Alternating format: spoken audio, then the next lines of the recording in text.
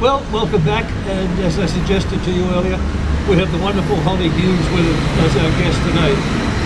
So my number one is, will this fabulous woman be a member of the Orange Brigade? That's what we're going to ask. What do you think, Hollie? Well, officially I am now a member of the party. Excellent. So I've been a member, I suppose it's a couple of months now. Yeah.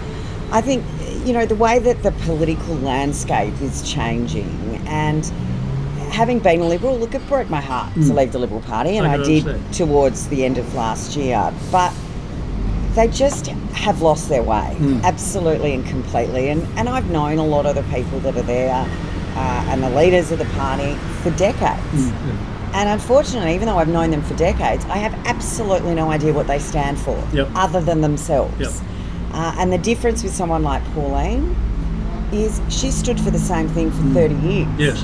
And she's always said the same thing. She's always stood for the same values. And unfortunately, I think the Liberal Party doesn't know what it stands for anymore. So, I would agree with that. Yeah. Unfortunately, coming from that side of the fence as well, I'm kind of disillusioned what's happening both from the federal point of view with the Liberals and certainly from the state. Well, I think the state's been lost for a very long time. Yeah. But the difference with the federal government, and I started staffing in my 20s. I have had other jobs. I had other jobs before that. It's only 10 years, eh? That's a child bride, But, I had jobs before, late 20s. I staffed for a few years before I had my children. And then, but they were the Howard government days. And if you walked around, I worked for Bill Heffernan. So, I mean, Jesus, if you've worked for a busted ass cocky like Bill, there's a lesson and a half in that. And sort of really schooled at his feet. Yeah. But there was, and no one can accuse Bill of not having convictions. But, whether they're the same convinctions of other people are an interesting thing, and an opinion. And I'm privileged that I still have a very close relationship with him and talk to him regularly. But if you walked around Parliament House in those days, most of the MPs and senators had come from a small business background, running their own business. They understood what a payroll was, what a roster was. If you walk around the Liberal Party room now, they're management consultants or think tanks. And that's it. You would struggle to find someone in there who's ever had to find a supplier, pay a bill, figure a payroll Isn't it out. politics today? You look at it like, I was in the Labor Party and I've left there, right? And you look at... So you can change. Yeah, I know you can change. So maybe thrown into the fire. But anyway, the thing is that I've never seen such a bad scene as it is in regard to politics. And you're right. In fact, I wrote an article after the last election in 2025 about the issues and problems. We got professional politicians who are coming straight from university or wherever, never had, as you said, never understand what it's like to do a payroll, never had to understand how you look after staff and hire and fire and so on like that in business and that, and have no clue. And I said that people have become so self-interested. This is why the Australian electorate is now really pissed off. Well, because the bulk of the Australian electorate either run a small business or work for a small business. I mean, that is still the reality. That small business is the backbone of our entire economy. And you've got people representing you in the lower and the upper houses who've got no understanding. I mean, one of the things I never thought I'd say is I actually have a really strong empathy for even the big businesses, even the Woolworths, etc., that have been caught out underpaying staff. And when you hear someone, their stories, they're underpaying their staff, I actually don't believe anymore they do it with intent. Because if you saw the document of award wages in hospitality, it's thicker than most copies of the Bible. Yeah, I know. And every single role at every single grade has multiple pay levels at different times and at different days. And so trying to figure that out. And as much as I hate Cannon Brooks and his mates, maybe Atlassian or someone can come up with a payroll system that actually understands that, because at the moment they don't really exist. You've got to do it yourself and work out how many hours they did and what time of the day they did them, because the rate changes halfway through a shift. So, I don't think it's with malintent that a lot of these businesses I would agree with you. fall out. It's because it's so complex. Industry-wide bargaining. I own a tiny little country pub, but I've got to pay the same rate as Justin Hems. And, Justin Hems at the Ivy's pouring, probably way more expensive drinks than I'm charging, and a lot more of them per hour. But we're going to pay the same rate. And it's that sort of stuff that's really making it harder and harder to be a small business operator in this country. But no one who's making the political decisions understands that. No, and it's across the board. It's, like you talked about the hospitality industry. I've worked in the hospitality industry about 100 years ago. Man, I've never worked in the hospitality industry and bought a pub. You're talking about jumping from the fire into the fireplace. I always thought you was a bit crazy. But anyway. Takes one to know one. No. And and it goes across all industries. It goes with tradies. It goes across all these everywhere. And also they don't understand that a lot of these self-employed, a lot of these small business owners, they're working their 12-hour days, 14 12 hours. Jeez, that'd be nice. And then they go home and they're on the books. They've got to do all the books. They've got to do this. They've got to do all this work. So they're working almost 24 hours, 7 days a week. And barely. I mean, we've owned the pub 7 months. I haven't taken a paycheck. That's the other thing. I've never taken a paycheck. How many years before? A lot of these people, and I've been in this boat too. But first few years you're not even pulling a salary. You're not even pulling any money. My kids earn more money than I do at the pub. Why I'm paying the school fees. They should pay them. They're earning more money than I am. Yeah, that's right. And you're 100% right. This is the problem we have there. You go back 40 years ago or something like that with the politics. People had a different range of jobs, and they brought that skills. And like even Peter Walsh, who was in the Labor Party, who was the Minister for Finance, he was a wheat farmer out in Western Australia, the southwest of Western Australia. You had other people who were doing different jobs. You'd see that in the National Party, the Liberal Party, everything like that. That's all changed. It's all gone. All gone. And it's, to get pre-selection now, as you and I have both been through this, I mean, honestly, if people think it's democratic, they're kidding themselves. It's the numbers are stitched up in factions. And you know what? I played politics as hard as the rest of them. You live by the sword, you die by the sword, whatever. But you've got to turn up to every coffee, every branch meeting, suck up to Shirley shitbags to try and get a vote. But the reality is, I mean, my husband says the first thing that should preclude you from being a pre-selector in the Liberal Party is being a member of the Liberal Party. Because if you go and I took him to a few of these functions, and he's like, these people do not reflect the broader community, yet they're making the decisions. And it's going to be a very unpopular opinion, but quite frankly, I don't care, and it's true. Well, and it's across the political spectrum. I've had those issues within the Labor Party. You had, the unions. If you didn't get a certain union support, you couldn't get a pre-selection. The whole thing has just forgotten about what their job is. Their job is here, the Australian people. Well, most of them don't like to talk to any of them. So that's why, owning a pub, sitting in the front bar of the pub, there's things that we talk about. Like over the last couple of weeks, I've had a son who his whole world is rugby, and more rugby. Good. But, he's got selected to play for a club in the state championships. So that was $380 of new kit that was needed for that club. That's, on top of the registration fees for the feeder club, on top of the uniform for the feeder club, that's that. Then he decided, because he's a Mara school that plays rugby league, Mum, I might give rugby league a go as well, because, it's another form of rugby. So that's a whole new registration and kit and everything. Sure. And I just said to one of the guys in our front bar, who's the same age as me, how do families do it? If you can't put petrol in the car and you can't pay the groceries and the electricity bill gives you heart palpitations, now you're getting mortgage increases, which whether you're renting or mortgaging, you're going to have mortgage increases. And I can assure you, my property that I kept in Canberra that used to be, if it was negatively geared, it was only just. It is now very negatively geared because with the rate rises and the rent increases actually haven't kept up, but also the land taxes have gone up and the way Canberra charges all its fees have gone up. So rent will have to go up on that property. Sure.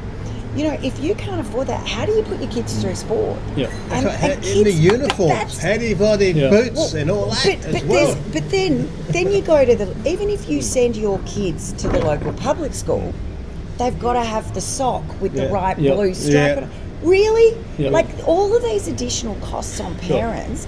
Yet if you walk around a state or a federal party room of any persuasion, the number of them without kids would take your breath away.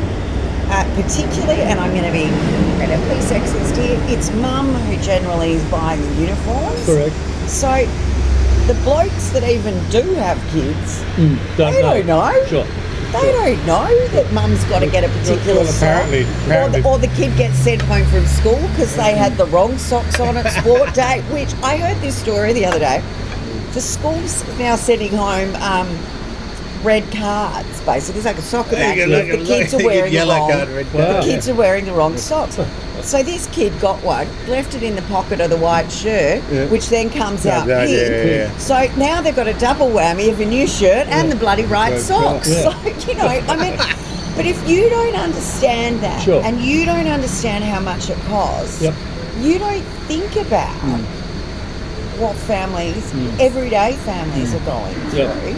And how difficult it is to make those ends meet and what you can do. So if you're the state education minister, go out to the local schools and say, mate, they can all wear grey socks, or they can all wear white, or whatever it is. But those little things make a difference to families. Yet most of them are so disconnected from that real world experience that they've got no clue. Speaking, no, I was just going to say, speaking on that, Hollie, just something that Vinny mentioned to me the other day, because it's a subject matter you know back to front and inside out, and better than most in the Parliament at the moment, the NDIS. Now, all Vinny and I were talking about, is there some way that the people that have been fraudulent with the NDIS, that funding can be somehow, taken back? Look, the NDIS was and is like a plane being built after it was taking off. Yeah. And it's a mess. And it needs to be pulled right back. And almost start again. Because the way that it operates is so rife with fraud. But the way that the narrative has been told for so long has basically been accusing the participants. And it's not the participants, it's the providers. Yes, that's right. And then you hear this silver bullet announcement, registration. We need registered providers. Now, you go through the court cases about most of the fraud that's been caught. They're registered providers. They're not unregistered providers. One of our best therapists has been with us 13 years for my son. He's a sole trader. He's unregistered because registration costs a couple of $100,000 with all the audit fees. So I know him and trust him. I go to one of the big registered providers. They send me whoever they want that day, who I don't know, and that my son has zero relationship with. So again, it's people that don't understand it making these stupid statements. But why wouldn't the Labor Party grab hold of you, Hollie, and just say, will you restructure this? Well, I went and talked to Bill Shorten when he was the minister and said, mate, I will stand next to you. Good. I will stand next to you. You got to get psychosocial off the NDIS. Shouldn't have been on in the first place, needs to come off. I said the way that autism is on the scheme, the autism spectrum disorder is a disgrace. And I say this as a son with what is now considered level 3 autism, but when he was diagnosed, it was classical autism, global developmental delay, intellectual disability, and all of these other things that went with it. You know, they're now talking about doing full reassessments of every participant. Here's a cost-saving measure for you. Everyone who transferred onto the scheme when it was starting, forget about them. Leave them, because let me tell you, they've got real disabilities. Because when my son was diagnosed, you know when I got funded from the government? A 6-week parent support group through one of these now registered providers. Yeah. No one is diagnosis shopping for a 6-week parent support group. No. But the diagnosis shopping we're seeing now, and seeing these families out there desperate to get their kids onto the NDIS, is because all the other stuff that used to exist, community health, like I got a son, Rupert, when he was little, he doesn't have a disability, he couldn't say Yep. Bit of a problem when your name's Rupert. Yeah. So, community health used to do a 6-week block of speech therapy. And at the end of that, was not a problem. That's all evaporated because the NDIS, all of that community health service disappeared. So that needs to come back into place. So families aren't so desperate for the NDIS. Okay, well, tell me this. Why don't they say to you, Hollie, head up a committee, head up a structure with your knowledge and understanding of the NDIS and the people, how they wrought it, and you sort it out? Well, I'm in the wrong party for them now, for them to ever do that. They can't acknowledge they got it wrong for a start. The funding model, as soon as Julia Gillard said to the states, this is the expected increase per year, but don't worry about it. The feds will pick up anything on top of that. The states went, you beauty. Thank you. Thank you very much. So the entire, disability sector, but also the schools. The schools used to have proper supports and different ways of doing things. Disappeared, gone, because they don't have to, and they push it onto the NDIS. So it's a Labor problem, a Labor mistake, and they've continued to let it get worse. The other thing is, so I saw a message yesterday, and if people wonder why I hate some of these disability advocacy groups, they are the most horrible people you'll ever meet. One of the misconceptions in the community is because you've got a disability, you must be a nice person. No. Some of the biggest assholes I've met, quite frankly. And they are horrible, and they actually think because they've got a disability, they can say things that no one else would ever dare say. And there's a post one of them put up since I've joined One Nation. It is the most vicious, it completely defamatory, incorrect, but also targets my son by name.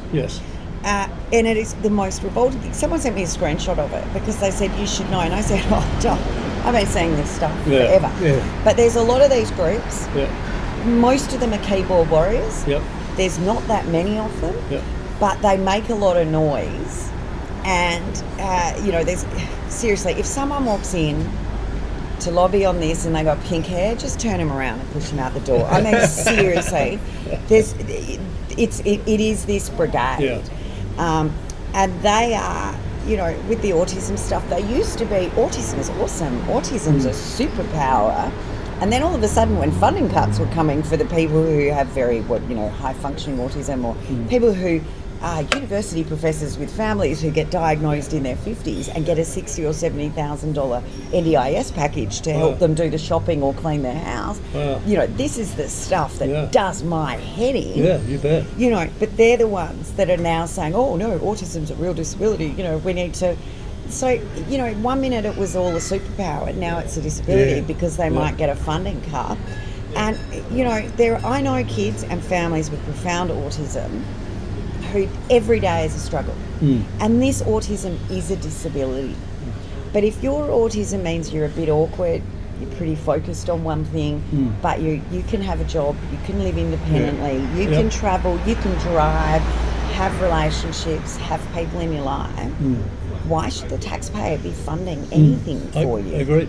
But if you can't live independently, can't ever have a job, have massive issues around social connection that are real, like, I live with my son who, his autism, if he had his way, the rest of the world would disappear. His family, he's got one friend, he made his first friend at 16. And they're both a bit special. But if, he really can't do those things. And it's so obvious to me because I've got another son 17 months younger. And to be able to see the difference in their life is so stark.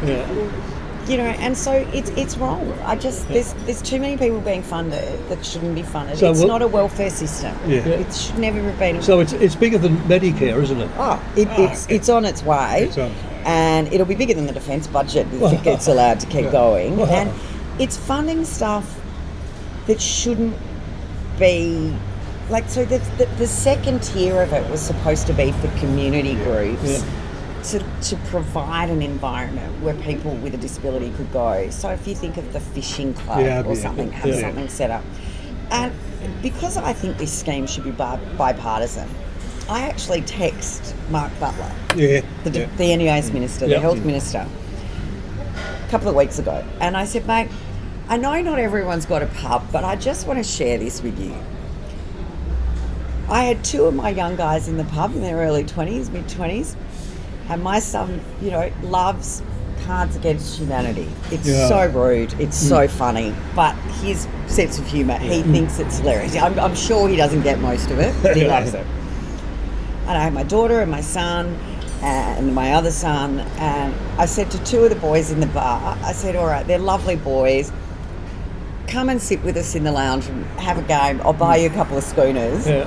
Anyway, Fred now knows what Jacob's son was going to be called. Talks to me about Chaves. Oh, that's great. Talk to Rylan, talk to the boys. And it cost me a couple of schooners. And they would have done it had I not bought the scooters. But you've opened up those boys' lives as well. But they've spent the time with him and learnt something, and he's made a connection.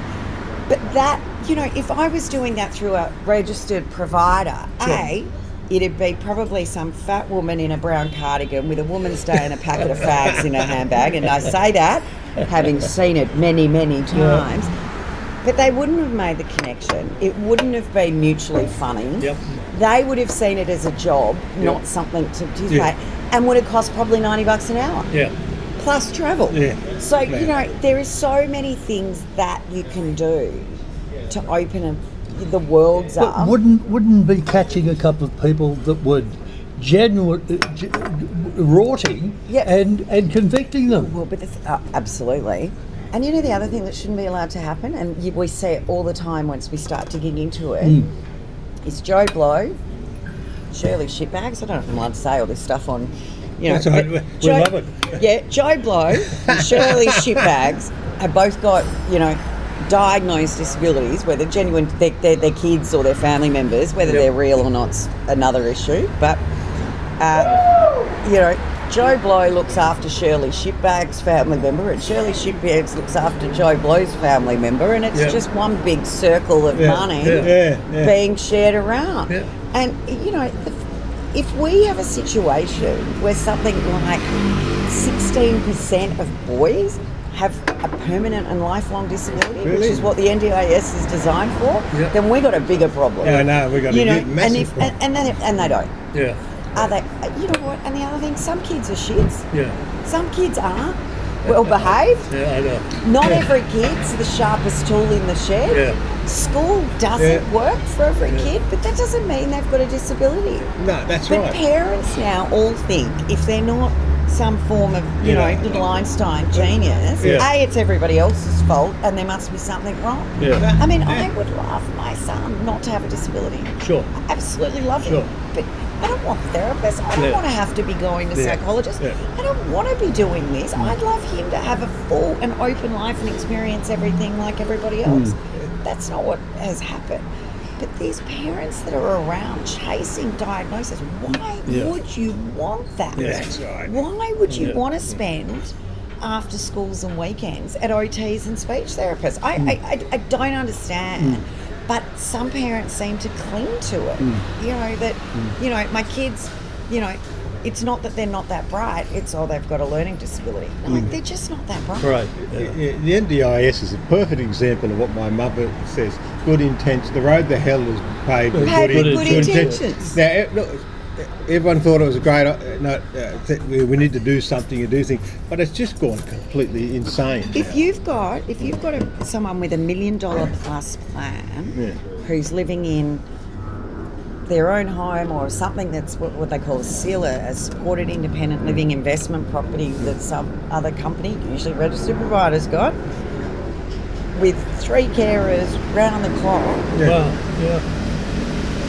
What kind of quality of life has that person got? But is that the best way to spend taxpayer money? Now, I know it was supposed to be about choice and control, but the reality is, if you're living with that level of need, are you that aware of what's going on around you? Like, why are there not places, and I'm not saying go back to the big old terrible institutions, Yep. but I think we need to be realistic. Yeah. The taxpayer can't afford to fund these people to live isolated. They're isolated in the community. Yeah. They're not experiencing the best quality of life. Yeah. Their providers are. Yeah. Their providers are making a mozza. Yeah. But 3 providers around the clock, and these people exist. Yeah. This is happening.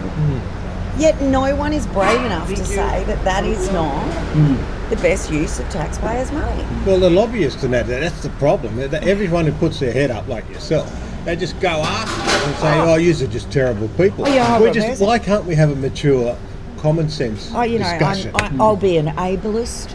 I'll be a Sorry. Did you just throw coffee at me? Yeah, I know. You're an ableist. See, I'm an ableist. That spill on your word. You got a white shirt there, Oh, I know, Doc. look at See, that. look, you don't like anything white around here. You got to get rid of it. I know. See, you're not allowed to say that either. We're going to give Hollie a break and clean up the table after Warren's dramatic little coffee throw then.